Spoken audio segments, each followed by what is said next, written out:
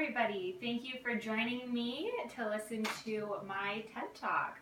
My name is Holly Ducharme, and I am a teacher candidate at Brock University Hamilton campus. I'm part of the primary junior consecutive program, and I am in year 1. Today, we are going to talk about Genius Hour. Now, Genius Hour is defined as a movement that allows students to explore their own passions, and it encourages creativity in the classroom. It provides students a choice in what they are going to learn during a set period of time throughout the day at school. So as a teacher candidate, when we were presented with this assignment of choosing a Genius Hour topic, I thought to myself, I don't have time for this. I don't really have anything that I'm interested in further exploring. I have way too many other assignments to do. I am not creative enough for this, and I just can't think of anything to do. But then, I started to think and started to kind of reach back and, recall a few things that I had once wanted to do but never really got around to doing. One of them was creating a travel blog. I've gone on some trips that have been pretty fun and pretty memorable, and I had always wanted to share those experiences online in the form of an informative blog. I wanted to share with readers the places that I had traveled to, the sites that I visited, the attractions that I enjoyed, the restaurants that I ate at, and give people tips if they were traveling to the places that I had traveled so that they could enjoy their trip as much as I had. Then I thought of something else. I thought about this antique dresser that's sitting in my sister's garage that I've been meaning to refinish for about a year, that we bought at an auction. And I was thinking that maybe I could tackle that. My sister and I do quite a bit of antiquing, but I'm more around for the heavy lifting and helping justify the increase of a budget, whereas she does all of the hands-on and beautifying and refinishing of product.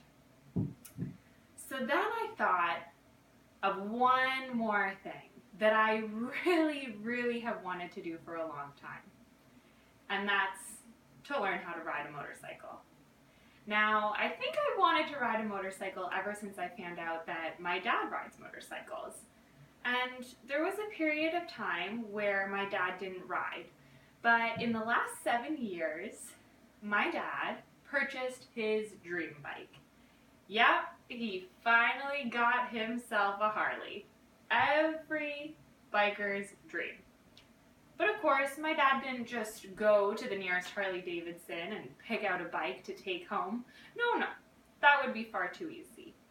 He waited until we were on a family holiday in the Sunshine State, shopping at the world's largest Harley Davidson dealership called Bruce Rossmeyer's Harley Davidson Destination Daytona.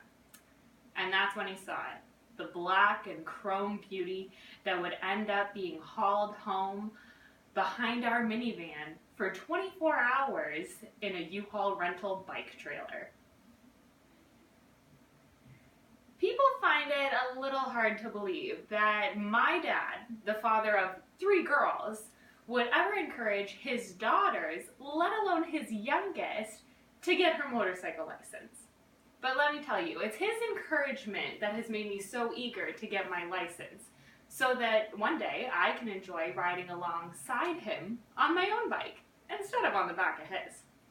Plus, I think he's got his eye on a new Road King, which would really help him out if I would get my license to take the Sportster so that he could trade up.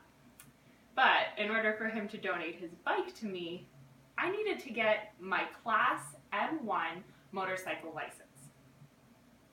So I've done quite a bit of research in my process of doing my Genius Hour project. I found out some things about getting this M1, and I found out what happens after I get my M1. So the M1 is just a written test that you do. You go to your nearest drive center or drive test center and you write it. It costs you about $15, $16, and it's your knowledge test. And then you have a Class M2 road test that you have to do.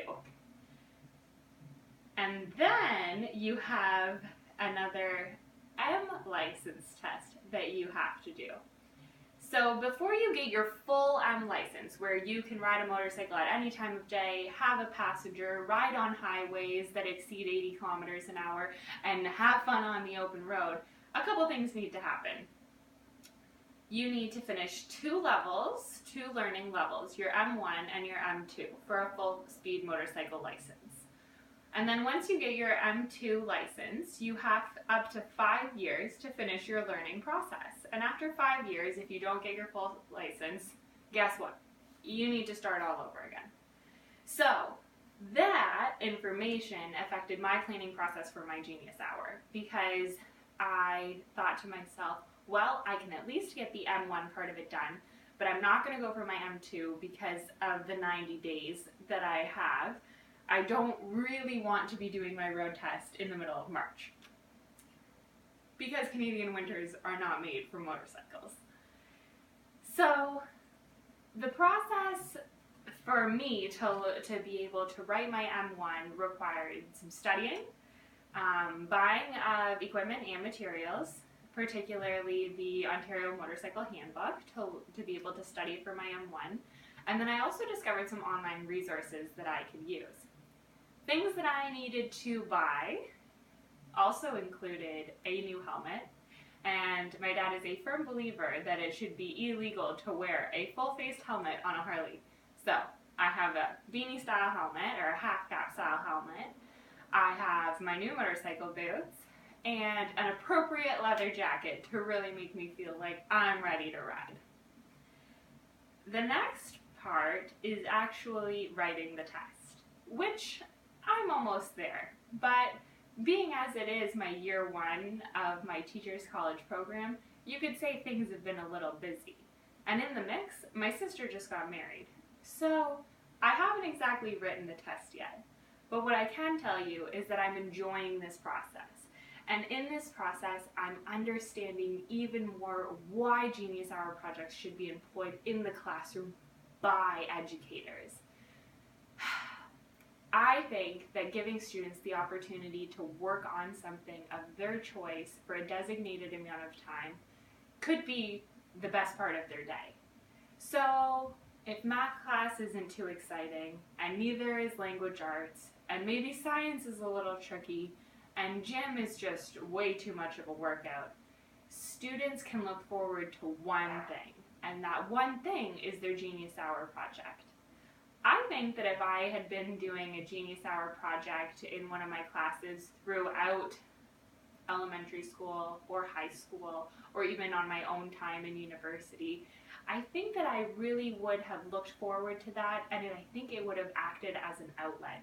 Maybe a creative outlet, or maybe just to be able to focus my attention on something else, depending what I chose my Genius Hour to be.